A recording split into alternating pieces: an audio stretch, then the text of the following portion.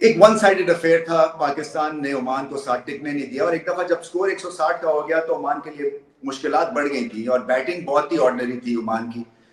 इस ऐसे मैचेस को बनाना पील भी कहते हैं, यानी कि अगर आपका दिन खराब हो तो आप केले के छिलके से स्लिप भी हो सकते हैं, चाहे जितने मर्जी आप हेवीवेट बॉक्सर ही क्यों ना हो।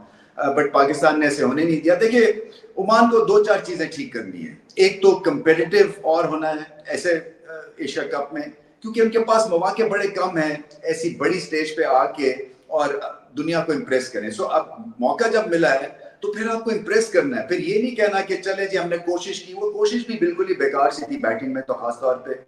और दूसरी चीज ये है कि लोकल टैलेंट जो है ना, जो आपका ओमानीज हैं, उनको किसी तरह से एंगेज और इन्वॉल्व करना है। देखिए, जब तक कि लोकल टैलेंट वहां से इनकरेज होके और आपकी टीम का हिस्सा नहीं बनेंगे, तब तक जो जितनी मर्जी आप काविश और कोशिश कर लें, ओवरसीज टैलेंट के ऊपर जो है ना वो टीम्स थोड़े अरसे तो चल जाती हैं, मगर उसकी रियल फॉलोइंग जो है ना, दिलों में जो घर बनाने वाली, वो तभी होगी जबकि लोकल टैलेंट जो है इसमें एंगेज होगा। ठीक है, मुश्किल सफर है क्योंकि आसान नहीं है कि एक फुटबॉल फ्रेंजी कॉम को आप क्रिकेट की तरफ लगाएं। ये यूएई में भी ऐसा ही है कि लोकल टैलेंट बहुत कम देखने में मिलता है, क्योंकि शायद अरब बच्चा जो है वो कंफर्टेबल फील नहीं करता, उसकी बैकग्राउंड अलग है, उसकी ट्रेनिंग अलग है, उसकी गेम की चाह जो है अभी उतनी नहीं हुई जितनी कि फुटबॉल को वो फॉलो करते हैं। बट एटलीस्ट कोशिश जारी रखनी चाहिए, क्योंकि तभी जो है वो आप पूरी कौम को जो है ना अपने साथ लगा सकते हैं ऐसे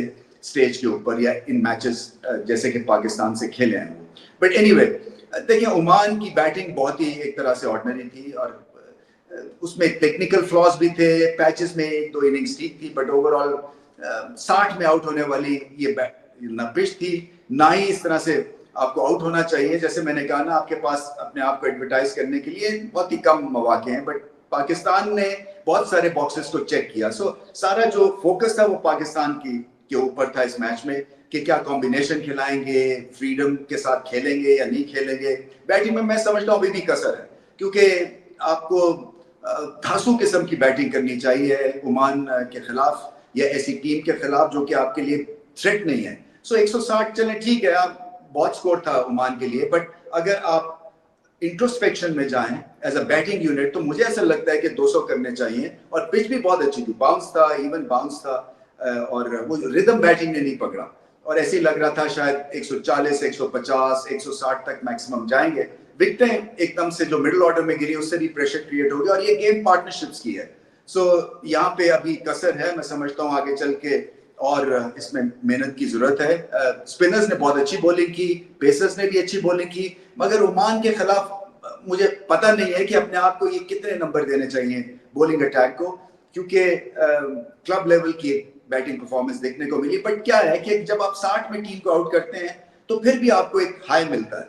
हाई इसलिए मिलता है कि एक ओवर पारिंग परफॉर्मेंस थी, एक बहुत ही जबरदस्ती। जैसे बैटिंग में मैं बात कर रहा हूँ ना कि 200 करना चाहिए था, तो फिर आपको पता चलता है कि हाँ मजा आ गया बैटिंग का। इसी तरह से बॉलिंग में फिर जब आप 60 पे आउट करते हैं तो फिर मजा आता है। ये ऐसे ही है जैसे बैटिंग टर्म्स में आपने 250 स्कोर कर दिया। सो उस लिहाज से बहुत ही ज्यादा आपको पॉइंट्स मिलते हैं बॉलिंग में, मगर बैटिंग में जैसे मैंने कहा कि अभी कसर है। सो इस मैच जीतने से शायद, अब भारत से अगला मैच तो है ही है पूल मैच, मगर आगे चल के जो भी है सुपर 6 या जो भी अगला राउंड है सुपर 4 का, उसमें फिर से भारत से हम खेल सकते हैं। सो 2 मैचेस तो भारत के अगेंस्ट मिल गए हैं, जिससे कि इस टूर्नामेंट में थोड़ी सी जान और बनेगी और बढ़ेगी और फिर फाइनल में भी मुलाकात हो सकती है। बट एनीवे, ये मैच जो था ये वन साइडेड था और पाकिस्तान ने सारे बॉक्सेस चेक किए।